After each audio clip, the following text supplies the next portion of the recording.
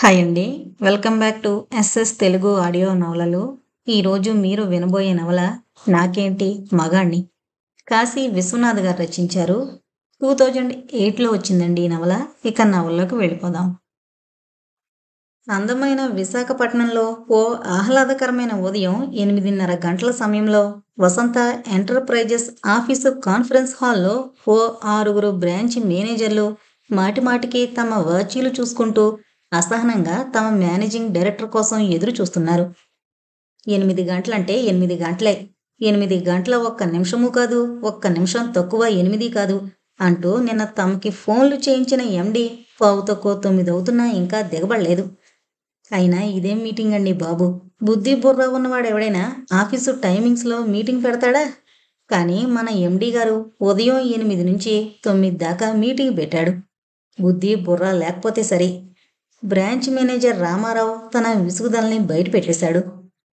మెల్లగానండి, మన ఎండీకి బుద్ధి బుర్ర రెండు ఉన్నాయి, కానీ వాటిని ఆఫీసు పని కాకుండా వేరే పనులకి వాడుకుంటాడంతే. మరో బ్రాంచ్ మేనేజర్ గొంతు తగ్గించి జోకు పేల్చినా ఎవరూ పొక్కుమంటూ నవ్వలేదు. అందుకు కారణం ఆఫీస్ టుడే అప్పారావు అక్కడికి రావడమే. అప్పారావు ఆ ఆఫీసులో ప్యూన్గా పనిచేస్తున్నాడు. ఆఫీసులో ఏం గమ్మత్తులు గోల్మాల్ పనులు జరుగుతున్నాయో తెలుసుకోవాలంటే 10 మందిని ఎంక్వైరీ చేయనక్కర్లేదు. అప్పారావుతో 5 నిమిషాల మాట కచేరీ చేస్తే చాలు. ముఖ్యంగా ఎండి గారి పబ్లిక్ మ్యాటర్స్ దగ్గర నుంచి ప్రైవేట్ అఫైర్స్ వరకు, అవుట్డోర్లో జరిగే తతంగాల దగ్గర నుంచి ఇండోర్లో జరిగే వితండ వాదాల వరకు అన్నీ అప్పారావుకు తెలుసు. పరమేశ్వరుడి ప్రోగ్రామ్స్ ఏంటో నందీశ్వరుడికి తప్ప మరొకరికి కరెక్ట్గా తెలియనట్టు ఎండి గారి రోజు అసలు ప్రోగ్రాం ఏంటో తెలుసుకుందామని ఓ మేనేజర్ అప్పారావుని అదే ప్రశ్న అడిగాడు. ఇవాళ మా బాస్ గారింట్లో సత్యనారాయణ స్వామి వ్రతం చేస్తున్నారండి, అందుకే మీటింగుని 8 నుంచి 9 దాకా పెట్టి 9:50కి వ్రతంలో కూర్చోవాలని ఇలా మీటింగ్ ఏర్పాటు చేశారు. చెవిలో అగ్గిపుల్ల పెట్టుకుని తిప్పుకుంటూ చెప్పాడు. మరి ఇప్పుడు 8:15 అవుతున్నా ఇంకా ఆయన రాలేదేం? ఆ ఒకటి నన్ను అడకండి. అప్పారావు అక్కడి నుంచి వెళుతుండగా అకౌంటెంట్ మొదలియార్ వచ్చాడు. ఓసారి ఎండి గారింటికి ఫోన్ చేసి కనుక్కుంటే బాగుంటుందేమో, మనం మొదలియారికి చెప్పి చూద్దామా అన్నాడు మరో మేనేజర్. చెప్పడం వల్ల ప్రయోజనం ఏముంటుందండి? చేతిలో ఫ్లూట్ లేని శ్రీకృష్ణుడి ఫోటో అయినా మనకి కనిపిస్తుందేమో గాని నోట్లో పాన్ పరాగ్ లేకుండా మొదలియారు ఎప్పుడైనా కనిపించాడా? మరో మేనేజర్ నవ్వుతూ అన్నాడు. అందరూ మొదలియారు వైపు చూశారు. అతను పాన్ పరాగ్ నమ్ములుతూనే, పేదాలు విప్పకుండా, సౌండ్ అవ్వకుండా నవ్వుతూనే అప్పారావుకి ఏదో సంజ్ఞ చేశాడు. అతను చేసే సైగల్ని మాటల్లోకి ట్రాన్స్లేట్ చేసి చెప్పే శక్తి ఒక్క అప్పారావుకే పట్టుబడిందని ఆఫీసులో అందరికీ తెలుసు. అయ్యా, మీరిప్పుడేం జోక్ చేసినా నేను పకాలను నవ్వుతాను. నా నోట్లోని పాన్ పరాగ్ మీ బట్టల మీద పడుతుందని మొదలియారు చెప్పమంటున్నారు అంటూ అప్పారావు మొదలియారు సైగల అర్థం చెప్పాడు. అంతా దూరం జరిగి నిలబడ్డారు. తర్వాత మొదలియార్ మరేదో సైగ చేశాడు.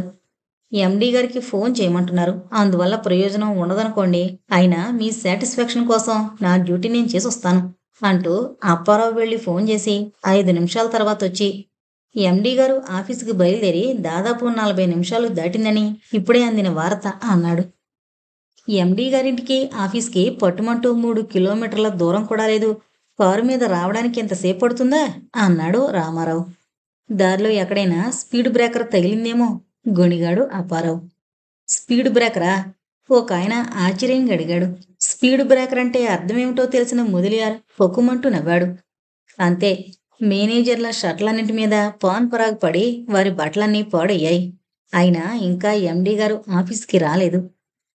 అదే ఊర్లో అదే సమయంలో డాబా గార్డెన్స్ ఏరియాలో వసంత విహార్ అనే అందమైన భవనంలో వసంత, తన పిన్ని లక్ష్మీకాంతం నందకుమార్ కోసం ఎదురు చూస్తున్నారు. నందకుమార్ వసంత భర్త. వసంత లక్ష్మీకాంతాలతో పాటు ఆ ఇంట్లో జరగబోయే సత్యనారాయణ స్వామి వ్రతానికి హాజరైన కొంతమంది ముత్తైదువులు, పురోహితుడు కూడా నందకుమార్ రాక కోసం ఆత్రంగా ఎదురు చూస్తున్నారు. ఆఫీసుకు వెళుతున్న భర్తతో ఈ ఒక్కరోజుకి ఆఫీసుకు వెళ్ళడం మానేయకూడదు అంది వసంత. ఆఫీస్లో కొంపలు మునిగిపోయేటంత అర్జెంటు మీటింగ్ ఉంది, లేకపోతే ఇంట్లో దైవకార్యం పెట్టుకుని ఆఫీస్కి ఎందుకు వెళతాను? వెళితే మాత్రం సరిగ్గా 9:16 పీటల మీద కూర్చోనా? నా మాట నమ్మవా అన్నాడు ఆమె తల నిమురుతూ లాలనగా. వసంత నమ్మింది. ఆమె ఎప్పుడూ భర్త మాట నమ్ముతుంది. అసలు నిజంగా ఆఫీసులో మీటింగ్ ఉందా? అంది లక్ష్మీకాంతం. ఆవిడ వసంతకి పిన్ని వరస అవుతుంది. ముసలి ఛాయలు అలుముకుంటున్న మీర్జాపూర్ మహారాణిలా కనిపించే ఆవిడకి నుదిటి బొట్టొకటే కొరవడింది. వసంతకి పెద్ద దిక్కైనా చిన్న అయినా ఆవిడే అని చెప్పాలి. ఆవిడకెప్పుడు నందకుమార్ మాటల మీద చేతల మీద అనుమానమే. మదమెక్కిన మత్తగజం కూడా మావటివాడి అంకుశం పోటుకి భయపడినట్టుగా ఎవర్నీ ఖాతరు చేయని నందకుమార్ కేవలం లక్ష్మీకాంతం గారి మాటలకే అదిరిపడతాడు. ఆ అదిరిపాటుని కప్పిపుచ్చుకోవడానికే అతను మాటల అబద్ధాలు ఆడేస్తుంటాడు. ఒక విధంగా చెప్పాలంటే అతను మాటల చమత్కారి కావడానికి ఆవిడే పరోక్షంగా సహకరించింది. ఆ రోజు ఆవిడ్ని కూడా ఒప్పించి ఆఫీస్కి సిన్సియర్గా వెళ్ళిపోయాడు. కానీ ఇప్పుడు 10 గంటలు కావస్తున్నా నందకుమార్ అయిపు జాడ ఏమీ కనపడలేదు. వంటలు చేయకుండానే వచ్చేశాం అంటూ ముత్తైదులు వాళ్లలో వాళ్ళు గొణుక్కుంటున్నారు. పంతులు గారైతే మరీ టెన్షన్ ఫీల్ అవుతున్నారు. ఆయనకి పౌరోహిత్యం ఫుల్ టైం జాబ్ కాదు. ఆయన కాలేజీ ఆఫీసులో టైపిస్టుగా పనిచేస్తూనే వంశానుగతంగా వస్తున్న పౌరోహిత్యాన్ని ఓ పార్ట్ టైం జాబ్గా నిర్వహిస్తున్నారు. ఆ రోజు ఆయనకి వ్రతంతో పాటు మరో గొప్పింట్లో తద్దినం కార్యక్రమం కూడా ఉండడం వల్ల హాఫ్ డే క్యాజువల్ లీవ్ పెట్టేశాడు. కానీ ఇక్కడే 10 గంటలు కావస్తోంది. మరి నాకు సెలవు ఇప్పించండి అంటూ లేచి నిలబడ్డాడు గాని వసంతం ఆయనకి సెలవు గ్రాంట్ చేయలేదు. మరొక పావుగంట వెయిట్ చేయండి పంతులు గారు అంది. వసంత ఎంటర్ప్రైజెస్ మేనేజింగ్ డైరెక్టర్ నందకుమార్, వసంత భర్త నందకుమార్ ఒక్కరే అనే విషయం కరెక్టే. అతను ఇంట్లో జరిగే వ్రతం కోసం ఆఫీసులో మీటింగుని 9వ గంటకల్లా పూర్తి చేసి ఇంటికొచ్చేయాలన్న విషయము కరెక్టే. ఆయన అటు ఆఫీస్కి వెళ్లకుండా ఇటు వ్రతానికి రాకుండా మధ్యలో ఓ చోట ఇరుక్కుపోవడము కరెక్టే. కానీ ఇందులో కరెక్ట్ కానిదొక్కటే. ఆయన ఇరుక్కుపోయింది ఉషా అనే యువతి బాహువుల్లో. ఆమె అందమైన బాహువుల మధ్య ఇరుక్కుని ఆనందానికి అంచులు చూస్తున్న వేళ ఎందుకో ఆవిడ నోటంట మీటింగ్ అనే మాట వినిపించింది. వెంటనే తను ఆఫీసులో ఏర్పాటు చేసిన బ్రాంచ్ మేనేజర్స్ మీటింగ్ విషయం గుర్తుకొచ్చి అతను కంగారు పడకుండా పొరపాటైపోయిందని నాలుక కరుచుకోకుండా ఆమె మీదనే భారమంతా ఉండేలా ముందుకొంగి ఫోన్ అందుకుని ఆఫీస్కి డైల్ చేసి మేనేజర్ వెంకటరత్నంతో నిన్న రాత్రి నుంచి నాకు జ్వరంగా ఉంది, మంచం కూడా దిగలేకపోతున్నాను, అంచేత ఇవాళ ఏర్పాటు చేసిన బ్రాంచ్ మేనేజర్స్ మీటింగ్ క్యాన్సిల్ చేస్తున్నామని వాళ్ళకి చెప్పేయండి అని చెప్పేశాడు. ఇక్కడే ఓ చిన్న కన్ఫ్యూజన్ ఏర్పడింది. మేనేజర్ వెంకటరత్నాన్ని ఎవరైనా వెంకటరత్నం గారు అని పేరు పెట్టి పిలిస్తే ఎంత చిరాకు పడిపోతాడో, మేనేజర్ గారు అని పిలిస్తే అంత సంబరపడిపోతాడు. నేనే ఈ ఆఫీస్కి మేనేజర్ని, నేనే ఈ ఆఫీసు మేనేజర్ని అని గంటకు ఒకసారైనా తన పొజిషన్ గురించి తలుచుకుంటూ సంతోషపడిపోతూ సీట్లో మరింత బిగుసుకుపోతాడు. అది ఆయన మనస్తత్వం. ఆయన నిన్న ఓ అర్జెంటు లెటర్ని ముంబై పంపించేయాలి. కానీ దాని మీద మేనేజింగ్ డైరెక్టర్ సంతకమే ఉండాలి తప్ప తన సంతకం పనికిరాదు. ఇవాళ ఎండీ గారు రాగానే ఆ లెటర్ మీద సంతకం చేయించి దాన్ని డిస్పోజ్ చేసేయాలనుకున్నాడు. ఆయన చూస్తే జ్వరంతో మంచం కూడా దిగలేని పరిస్థితుల్లో ఉన్నాడు. అంచేత తనే ఆయన ఇంటికి వెళ్ళి సంతకం చేయించేస్తే అది తన హోదాకి తగినట్టుగాను ఉంటుంది, తను ఎంత సిన్సియర్ మేనేజరో ఎండీ గారికి మరోసారి తెలియజేసినట్టు ఉంటుందని ఆ ఫైల్ తీసుకుని బయలుదేరాడు. ముందుగా కాన్ఫరెన్స్ హాల్కి వెళ్ళి అక్కడ వెయిట్ చేస్తున్న బ్రాంచ్ మేనేజర్స్తో ఎండీ గారికి నిన్న రాత్రి నుంచి జ్వరంగా ఉంది, ఇవాళ ఆఫీస్కు రారు, మీరు వెళ్ళిపోవచ్చునని వీలున్నంత ముందుగా చెప్పాడు. బ్రాంచ్ మేనేజర్లు ఆశ్చర్యపోయారు. మేమిందాక ఫోన్ చేస్తే ఆయన ఇంటి నుంచి బయలుదేరిపోయి 42 నిమిషాలైందని జవాబు వచ్చిందే అన్నాడు ఒక ఆయన. వెంకటరత్నానికి సర్రుమంటూ కోపం వచ్చేసింది. ఎందుకంటే ఎండీ గారింటికి ఫోన్ చేయాలంటే తనే సంకోచించి మరీ ఫోన్ చేస్తాడు. అలాంటిది వీళ్ళు డైరెక్ట్గా ఫోన్ చేసేస్తారా? ఎండీ గారింటికి ఫోన్ చేయాలంటే దానికి హోదా గల మనుషులు ఉండాలి. అలాంటి వ్యక్తిని ఈ ఆఫీసు మొత్తం మీద నేనే ఉన్నాను. అలాంటిది మీ అంతటి మీరు ఫోన్ చేసేస్తే ఎలా అంటూ ధూమ్ధామ్ అన్నాడు వెంకటరత్నం. సారీ సార్, మేం చేయలేదు. ఆఫీస్ టుడే అప్పారావు ఫోన్ చేశాడు అన్నాడు బ్రాంచ్ మేనేజర్. అప్పారావు పేరు చెప్పగానే వెంకటరత్నం సగానికి సగం డల్ అయిపోయాడు. తను ఈ ఆఫీస్కి మేనేజర్ అయినా తనకి లేని చనువు అప్పారావుకుంది. వాడు ప్యూనైనా వాడి మాటలు నమ్మినట్టుగా తన మాటలు కూడా ఎండీ గారు నమ్మరు. అంచేత టాపిక్ని కాస్త డైవర్ట్ చేసి మరో విధంగా తన ఆధిక్యతని ప్రదర్శించాడు. చూడండి, ఏదైనా ఓ బిల్డింగో ప్రాజెక్టో కట్టడం ఆరంభించినప్పుడు మొట్టమొదట ఓ ముఖ్యమంత్రో లేకపోతే క్యాబినెట్లో ముఖ్యమైన మంత్రో పునాదులు తవ్వి ఓ 3 రౌండ్లు సిమెంట్ కూడా వేసి తాపి పట్టుకుని సాపు చేస్తాడు. అది తాపీ వ్యక్తి చేసే పనే. ఆ తర్వాత మామూలు తాపీ కూలీలు కూడా అదే పని చేస్తారు. అలాగని ముఖ్యమంత్రికి తాపీ మేస్త్రికి తేడా లేదంటే ఎలా? అలాగే ఎండీ గారికి నేను ఫోన్ చేస్తాను. కొన్నిసార్లు వాడు చేస్తాడు. అంత మాత్రాన నా లెవెల్కి మీ లెవెల్కి డిఫరెన్స్ లేదా? అయినా ఎండీ గారు నాకు స్వయంగా ఫోన్ చేసి జ్వరంగా ఉందని చెప్పినప్పుడు ఆయన ఇంటి నుంచి ఆఫీస్కి బయలుదేరిపోయారని నీకెవరు చెప్పారా అంటూ అప్పారావుని ప్రశ్నించాడు. ఎండీ గారింట్లో నాగశ్రీ అనే పని మనిషి ఉంది కదండి, ఆవిడే అలా చెప్పింది. అది అలా చెప్పు. నువ్వు ప్యూన్గా అడిగావు కాబట్టి ఆ పని మనిషి కూడా అలా అబద్ధం చెప్పుండొచ్చు. కానీ నాకు ఎండీ గారే స్వయంగా ఫోన్ చేశారు. అంటే ఇందులో ఏది నిజమో మీకు అర్థమయ్యే ఉంటుంది. అతను తమను పొమ్మంటున్నాడని అర్థం చేసుకుని బ్రాంచ్ మేనేజర్లు అక్కడి నుంచి గుణుకుంటూ వెళ్ళిపోయారు. మనం ఎండీ గారింటికి వెళదాం పదా అన్నాడు అప్పారావుతో. నందకుమార్ ఇప్పుడు ఎక్కడ ఏ పరిస్థితుల్లో ఉంటాడో తెలిసిన అప్పారావుకి మేనేజర్తో వెళ్ళడం ఇష్టం లేదు. కానీ తన అభిప్రాయాన్ని అలా చెప్పకుండా మీ పక్కన కారులో కూర్చుని వెళ్ళడానికి నేనెంత, నా తాహత ఎంత, మీరు వెళ్ళొచ్చేయండి సార్ అన్నాడు. ఇలాంటి ప్రయాణాల వల్ల మన లెవెల్స్లో డిఫరెన్స్లు వచ్చేవిలే. For example, president of India ఆయన కారు డ్రైవరు ఒకే కారులో ప్రయాణం చేస్తారు. అంత మాత్రాన వాళ్ళిద్దరి లెవెల్ ఒకటైపోతుందా? మంత్రుల వెంట వాళ్ళ గన్మెన్లు కూడా అదే కారులో ప్రయాణం చేస్తుంటారు. అంత మాత్రాన వాళ్ళిద్దరిది ఒకే లెవెల్ అనేస్తావా?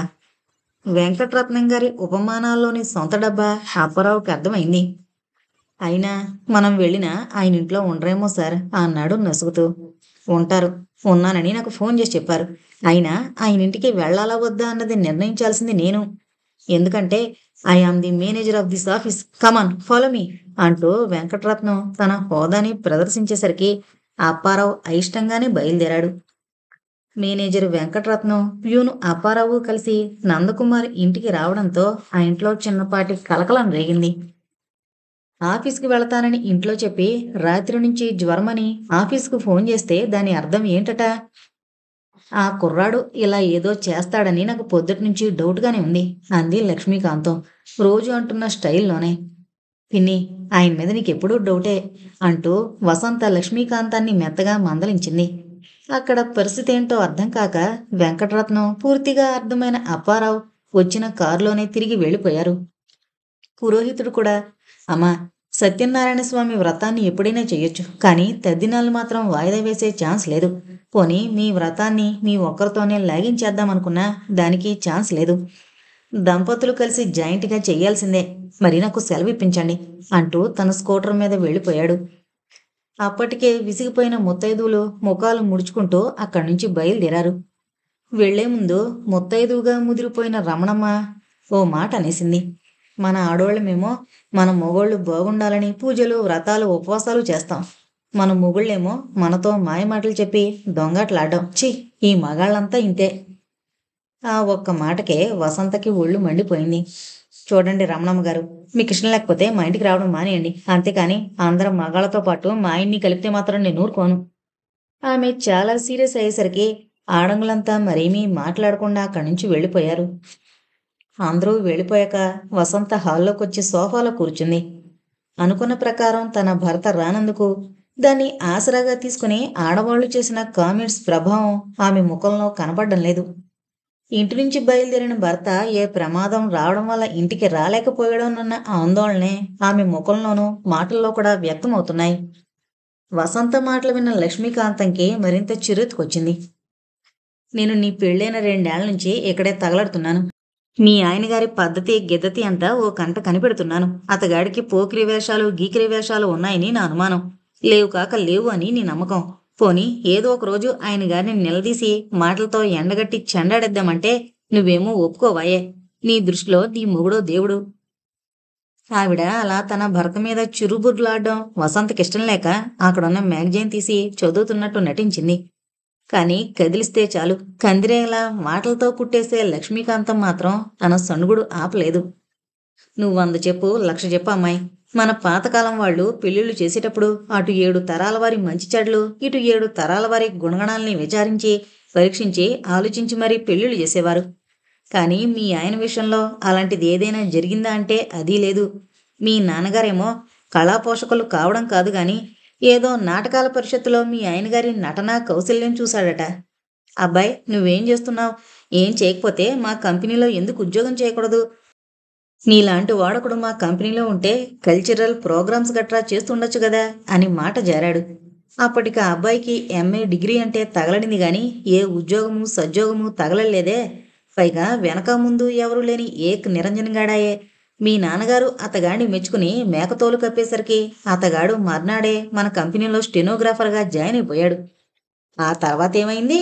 ఆ మహానుభావుడు ఆఫీసులో అడుగుపెట్టిన వేళా విశేషం వల్ల మొత్తం స్టోరీయే మారిపోయింది. ఆవిడికి ఆయాసం వస్తున్నా మాటలు మాత్రం ఆపలేదు. ఓ గ్లాసు మంచినీళ్లు తాగి గతాన్ని తవ్వడానికే మాటలు అనే గుణపాన్ని మళ్ళీ అందుకుంది. మీ నాన్నగారి పార్ట్నర్ రాఘవరావు కొడుక్కి నిన్నిచ్చి పెళ్లి చేయాలని అప్పటికి ఏడాది నుంచి అనుకుంటున్నారు. అన్ని విధాలా తగిన సంబంధమే కదా అని మేము సంబరపడిపోయాం. కానీ ఏ శనిగాడు వాళ్ళిద్దరి మధ్య ఫిట్టింగ్ పెట్టాడో గాని వాళ్ళిద్దరి మధ్య ఘర్షణ రేగింది. హరిశ్చంద్రుల్లాంటి మీ నాన్నగారు వ్యాపారంలో దొంగలెక్కలు చూపించాడని రాఘవరావు గారు మాట తూలేసరికి మీ నాన్న ఆయన ముఖం బద్దలయ్యేలా ఒక గుద్దు గుద్దాడు. అంతే, హోరాహోరీగా తగులాడుకున్నారు. ఆ రాఘవరావు మహా పెంకిగటం కావడం వల్ల నీలాంటి మాయగాడి కూతుర్ని నేను కోడలుగా చేసుకోను అంటూ పేలాడు. అప్పుడైనా మీ నాన్న ఏమన్నా తగ్గాడా? తగ్గలేదు. నీలాంటి దగులుబాజీగాడింటికి నా కూతుర్ని కోడలుగా పంపితే నా పరువు ప్రతిష్టల్ని నేనే చెప్పుచ్చు కొట్టుకున్నట్టు అవుతుంది. నాకు వాళ్ళ మళ్ళంత ఆస్తుంది. నా కాబోయే అల్లుడు కోటీశ్వరుడు కావాలనే ఆశ ఏ కొసానా లేదు. ఓ సాధారణమైన నేలబారు మనిషికి నా కూతుర్నిచ్చి వారం తిరిగేలోగా ఘనంగా పెళ్లి చేస్తాను అంటూ మీ నాన్న ఆవేశంతో హీటెక్కిపోయాడు. ఇనుములాంటిది కూడా ఎంత హీటెక్కిపోయినా కాసేపు ఆగితే చల్లారుతుంది. కానీ మీ నాన్న ఆవేశం ఇనుము కంటే గట్టిది కదా, అది ఎంతకీ చల్లారలేదు.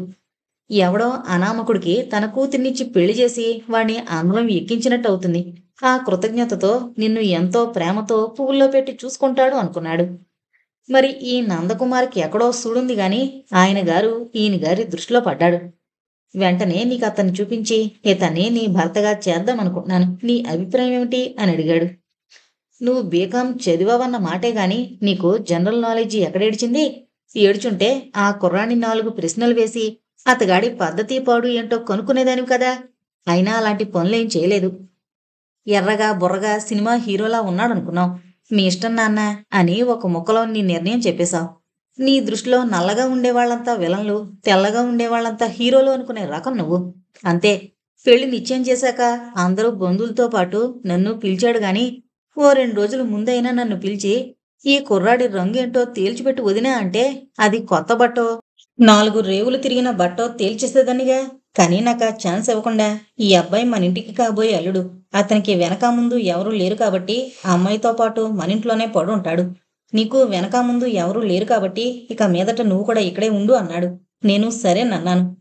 పెళ్ళైన ఏడాది వరకు మీ ఆయన కూడా హుస్సేన్ సాగర్లో బుద్ధ విగ్రహంలా బుద్ధిగానే నీ మొగుడు పోస్టులో నిలబడ్డాడు. కానీ ఆ మాయిదారి దేవుడు అర్ధాంతరంగా మీ నాన్న కారుకి యాక్సిడెంట్ జరిపించి తన దగ్గరికి లాక్కుపోయాడు. నీ 5వ ఏటో 6వ ఏటో మీ అమ్మ పోయింది. పెళ్ళైన ఏడాదికి మీ నాన్న పోయాడు. అంతే. అప్పటినుంచి నీ సంగతి ఎలాగున్నా మీ ఆయనలోని అసలైన రంగేళిరాజా బయటకొచ్చి రైతేమని గెంతనారంభించాడు. లోకానుభవం ఉన్నదాన్ని కాబట్టి ఆయన గారి మాటల్ని బట్టే ఆయన చేస్తున్న చేష్టల్ని ఊహించగలిగాను. కానీ ఎప్పుడడిగినా ఏవో మాయ కబుర్లు మస్కా మాటలతో నిన్ను ఐస్ చేసేస్తున్నాడు. నువ్వేమో నా మాటలు నమ్మవాయే.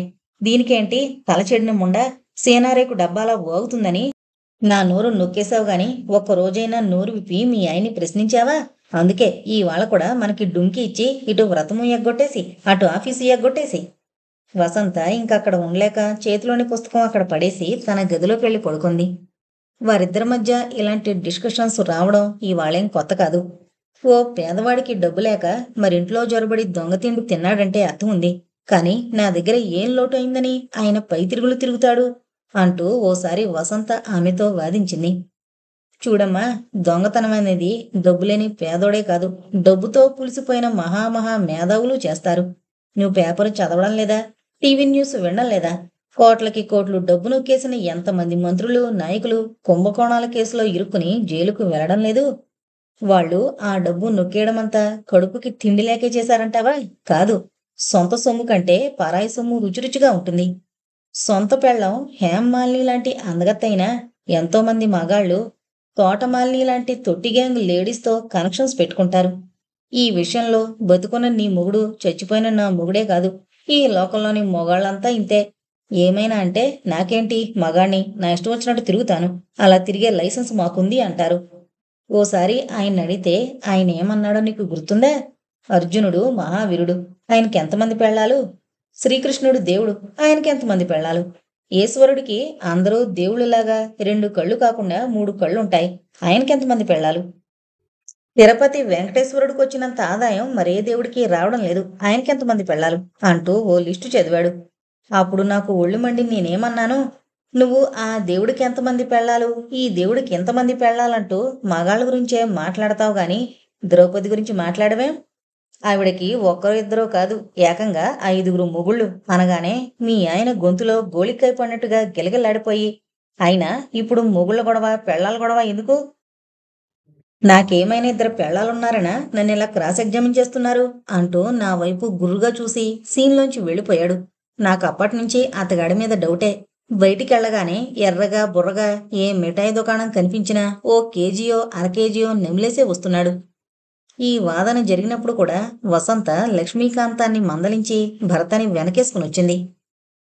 నందకుమార్ని లక్ష్మీకాంతం ఏమైతే అనుమానించిందో అదంతా కరెక్టే. అతనికి వెనక ముందు ఎవరూ లేకపోయినా, ఆస్తిపాస్తులంటూ ఏమీ లేకపోయినా, జీవితాన్ని రసవత్రంగా కొనసాగించాలనే ఆలోచనైతే చాన్నాళ్ళనుంచి ఉంది. అన్ని జన్మల్లోకి మానవ జన్మ చాలా ఉత్కృష్టమైందని, ఆ మానవ జీవితంలో కూడా మగవాడిగా పుట్టడం మరీ అదృష్టమని అతని నమ్మకం. మనిషి జీవితాన్ని ముఖ్యమైన 3 భాగాలుగా విభజిస్తే బాల్యం, యవ్వనం, వార్ధక్యం అనే దశలుంటాయి. బాల్యంలో ప్రపంచం అంటే ఏమీ తెలియని పసితనమే ఉంటుంది కాబట్టి జీవితాన్ని ఎంజాయ్ చేయలేం. వార్ధక్యం వచ్చే నాటికి ప్రపంచమంటే ఏంటో చాలా మట్టుకు తెలిసిపోతుంది. అయినా అప్పుడు జీవితాన్ని ఎంజాయ్ చేయడానికి శరీరం సహకరించకపోవచ్చు. లేదా బాధ్యతలు అడ్డు రావచ్చు. కాబట్టి అన్నీ తెలిసి కూడా ఏమీ చేయలేని స్థితి దాపురిస్తుంది. ఇంకా మిగిలిందల్లా యవ్వనం. జీవితమే చాలా చిన్నదనుకుంటే ఆ చిన్నదైన జీవితంలో యవ్వనం మరీ చిన్నది. కానీ చిన్నదే అయినా ఆ యవ్వన దశ చాలా మధురమైంది. మగాడు ఏం సాధించాలన్నా, డబ్బు సంపాదించాలన్నా, శృంగారాన్ని అనుభవించాలన్నా అదే సరైన టైము. ఎంజాయ్ చేయడానికి అన్ని విధాలా తగిన వయసు యవ్వనమే. ఈ నిర్వచనాన్ని అతనే స్వయంగా తయారు చేసుకున్నాడు. అయితే ఎంజాయ్‌మెంట్ అంటే ఏంటి? ఈ ప్రశ్న వేసుకుంది మాత్రం అతను కాదు. అతని ఫ్రెండ్ కళ్యాణ్ కుమార్ వేశాడు. నందకుమార్‌కి జీవిత రంగంలోనూ, నాటక రంగంలోనూ ఓ మంచి స్నేహితుడంటే అతనే. ఎంజాయ్ చేయడం అంటే సిగరెట్టు కాల్చడం, మందు తాగడం, ఇష్టం వచ్చిన అమ్మాయితో ఫ్రెండ్‌షిప్ చేయడం, ఓ కారు, ఓ బంగళా అంటూ నందకుమార్‌తో తనకు తోచిన నిర్వచనాన్ని చెప్పేశాడు. నువ్వు చెప్పిన మిగతా విషయాలు ఎలా ఉన్నా పెళ్లి కాకముందు అలా తిరగడం కొంతవరకు సమంజసం అనిపించుకోవచ్చు. కానీ పెళ్ళయ్యాక మన సంసార జీవితానికి కొన్ని పరిధులు, నియమాలు ఉన్నాయిగా అన్నాడు కళ్యాణ్. నందకుమార్కి పెళ్ళైన తొలి రోజుల్లో కళ్యాణ్ ఇచ్చిన సలహా అదే. నిజానికి ఆ రోజు నందకుమార్ ఆఫీస్‌కనే బయలుదేరాడు. మీటింగ్‌ని త్వరగా ముగించి ఇంటికి త్వరగా వచ్చి వ్రతంలో కూర్చుందామనుకున్నాడు. కానీ అతను కారులో వెళుతుండగా ఉషా అనే క్లబ్ డాన్సర్ బస్టాప్‌లో కనిపించింది. అంతే, అతని మారుతి కారు అప్రయత్నంగానే ఆగిపోయింది. ఇంటికంటే గుడి పదిలం, హోటల్ కంటే ఇల్లే సేఫ్టీ అని సదరు డాన్సర్ కారెక్కి అతన్ని తన ఇంటికి తీసుకుపోయింది. సాయంత్రం 4 గంటలకే అతను ఇల్లు చేరుకున్నాడు. సాధారణంగా అతను ప్రతిరోజు 5 గంటల తర్వాతనే ఇల్లు చేరుకుంటాడు. కాంపౌండ్‌లో కారాపి బ్రీఫ్ కేస్ పట్టుకుని హాల్లోకొచ్చే సమయానికి పనిమనిషి నాగశ్రీ చీపురుతో హాలు తుడుస్తోంది. నాగశ్రీకి నందకుమార్ని చూడగానే ఒళ్ళంతా కరెంటు పాకినట్టు అయిపోతుంది గాని ఏనాడు తన ఒంట్లో పాకే కరెంటుని అతని కంటబడనీయలేదు. నాగశ్రీని చూడగానే అందచందాలకి, ఆస్తిపోస్తులకి పొత్తులేదనే సత్యం ఎవరికైనా తెలిసిపోతుంది. సరదా కోసం దాసీ వేషం వేసుకున్న రాజకుమారిలా కనిపించే నాగశ్రీ అందాన్ని నందకుమార్ 1, 2 సార్లు ఓరకంట చూశాడే గాని ధైర్యంగా నిదానించి చూడలేదు. అతను బయట ఎలా తిరిగినా ఇంట్లో పనివాళ్ల ముందు మహా స్ట్రిక్టుగా ఉన్నట్టు నటించడం ఆ ఇంటి అల్లుడైన దగ్గర నుంచి నేర్చుకున్నాడు. అమ్మగారు కనపడ్డం లేదే? మెట్లెక్కబోతూ నాగశ్రీని అడిగాడు. మీ మీద కారాలు మిరియాలు నూరుతున్నారండి అంది నాగశ్రీ ఏదో రహస్యాన్ని చెబుతున్నట్టుగా. ఆవిడెందుకు నూరడం? ఇంట్లో మిక్సీలు గ్రైండర్లు ఉన్నాయిగా. కారాలు మిరియాలు నూరడం అంటే అది కాదండి అంటూ ఉదయం జరిగిన తతంగమంతా క్లుప్తంగా చెప్పింది. లక్ష్మీకాంతం వసంతని కిర్రెక్కించి రెడీగా ఉంచిందనే విషయం కూడా చెప్పేసింది. అయినా నందకుమార్ కంగారు పడలేదు. అతను స్వతహాగా మాటకారి, చిన్నా చితక శృంగార గేయాలు ఓ నాటిక కూడా రాసిన రచయిత. కాకపోతే లక్ష్మీకాంతం గారు అడిగించే ప్రశ్నలకి సమాధానాలు చెప్పి చెప్పి చివరికి అబద్ధాలు చెప్పడం అనేది అతనికి మంచినీళ్ల ప్రాయం అయింది. మెట్లెక్కుతూనే అతను అబద్ధాన్ని రెడీ చేసుకున్నాడు. బెడ్రూంలో వసంత మంచం మీద పడుకుంది గాని నిద్రపోవడం లేదు. భర్తని చూడగానే లేచి కూర్చుంది. అతను రావడం ఏ వైపు నుంచి చూసిందో గాని లక్ష్మీకాంతం కూడా ఆ గదిలోకొచ్చి వసంత వైపు చూసి అడుగడుగు అని సంజ్ఞ చేసింది. ఆ సంజ్ఞల్ని నందకుమార్ గమనించి కాస్త సీరియస్గా ముఖం పెట్టి ఆ వెంకటరత్నాన్ని డిస్మిస్ చేసేద్దామనుకుంటున్నాను అన్నాడు. ఆడాళ్ళిద్దరూ వెంకటరత్నం టాపిక్ ఎందుకెత్తాడా అని ఆశ్చర్యంగా చూశారు. వాడికి మధ్య బ్రహ్మచెముడొచ్చేసింది. దాంతో నేను ఫోన్లో ఒకటి చెప్తే వాడికి మరోలా వినిపించి నా ప్రాణాలు తోడేస్తున్నాడు. పోనీ వాడికి కాకుండా మరొకరికి ఫోన్ చేసి చెప్దామంటే మేనేజర్ని నేనుండగా మరొకరికి ఫోన్ చేస్తే నాకెంత ఇన్సల్ట్ అయిపోతుందో చూడండి అంటూ ఒకటే ఏడుపు.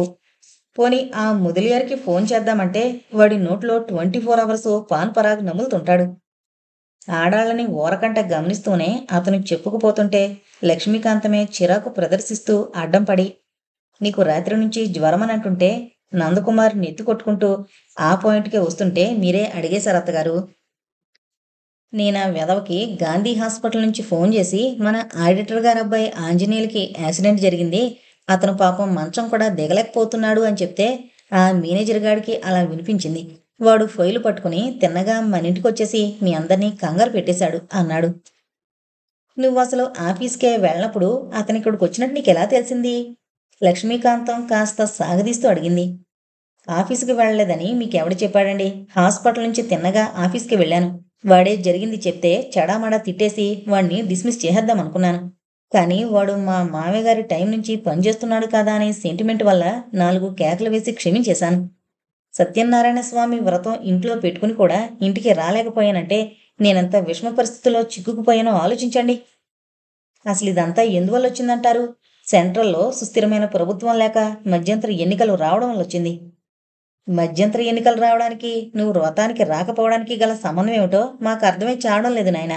కాస్త అర్థమయ్యేటట్టు చెప్పు అంటూ గద్దించింది లక్ష్మీకాంతం. ప్రశ్నలన్నీ అత్తగారే వేస్తున్నారు తప్ప వసంత ఒక్క మాటన్నా మాట్లాడలేదు. ఆమె ఏదో ఓ ప్రశ్న వేస్తే బావుండు అనుకున్నాడు గాని ఆమె వేయలేదు. మధ్యంతర ఎన్నికలు రాబట్టే కదా చీటికి మాటికి మన ఊళ్ళో పొలిటికల్ సభలు జరుగుతున్నాయి. ఆ నాయకులకి కాపలా కాయడానికి పోలీసులంతా ఆ సభల దగ్గరికి వెళ్ళిపోతున్నారు. అలా వెళ్ళబట్టే కదా జగదాంబ జంక్షన్లో ట్రాఫిక్ పోలీసు లేక యాక్సిడెంట్ జరిగింది. సమయానికి నేను కారులో వెళుతున్నాను కాబట్టి ఆడిటర్ గారి కొడుకుని హాస్పిటల్కి తీసుకువెళ్ళాను అంటూ స్నానం చేయడానికి బాత్రూంలో దూరాడు. వసంత కాస్త విచారంగా ముఖం పెట్టి, చూసావా పిన్ని, ఆయన మనం అనవసరంగా అనుమానించాం అంది. లక్ష్మీకాంతం వసంతని ఓ వెర్రిదాన్ని చూసినట్టు చూసి, ఆయన గారు చెప్పిందంతా నిజమని నమ్మేశావా అంది. ఏమో, అందులో ఒక అక్షరం కూడా అబద్ధం కానట్టు నాకు అనిపిస్తోంది. ఆయన చెప్పిన దాంట్లో ఒక అక్షరం కూడా సత్యం లేదని నాకు అనిపిస్తోంది. నందకుమార్ బాత్రూంలో ఉన్న ఈ సంభాషణంతా వినడానికి ఓ చెవిని బాత్రూం తలుపుకి అంటించే ఉంచాడు.